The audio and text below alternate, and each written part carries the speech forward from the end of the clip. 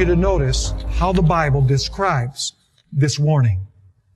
And before we read it in Revelation chapter 18, verses 1 through 5, allow me to tell you that this passage that we're going to read is in a very special context. If you look at what comes immediately before Revelation 18, 1 through 5, you're going to find Revelation 17. There it speaks about the harlot sitting on many waters. She's controlling the nations of the world. She fornicates with the kings of the earth. She's clothed in purple and scarlet, and she has decked with gold and silver and precious stones. And everything's going well. Her and the kings of the earth are all on the same page. Her daughters do what she says. The kings of the earth do what she says. The multitudes upon whom she sits do her biddings. Everything is going well. But then there's this pesky group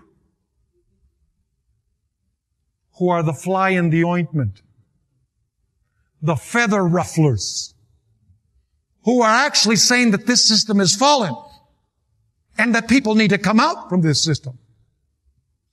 You see, Revelation 17 presents the harlot and her dominion over the earth, which is the same as the beast and his dominion over the earth. Revelation chapter 18 says, when this time comes, make sure you're not in this system. It's an end-time warning because the plagues are going to fall on this system. Now, the interesting thing is that immediately before you have Revelation 17, which is speaking about the condemnation of the harlot at the very end of time, when God's wrath falls upon the harlot, her daughters and the kings. Immediately after, listen to this, immediately after Revelation 18, 1 through 5, you have the description of the fall of Babylon. You see, she had illicit relations not only with the kings of the earth, but also with the merchants of the earth. In other words, she controlled the commercial transactions of the earth.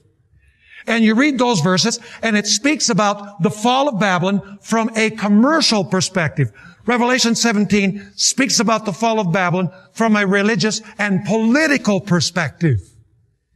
And in between those two perspectives that speak about the final outpouring of God's wrath upon Babylon, who fornicates with the kings and fornicates with the merchants of the earth, is this warning to get out before that time comes. Let's read it. Revelation chapter 18 and verse 1. After these things, I saw another angel coming down from heaven, having great authority, and the earth was illuminated with his glory. And then notice in verse 2 what this angel has to say. And he cried mightily with a loud voice, saying, Babylon the Great is fallen, and has become a dwelling place of demons, a prison for every foul spirit, and a cage for every unclean and hated bird. Now my question is, does this sound like a place that you would want to be in? Obviously not, because Revelation tells us that the wrath of God is going to fall upon those who are within this system, which according to the Bible at the very end of time will be filled with demons. It would be filled with evil spirits.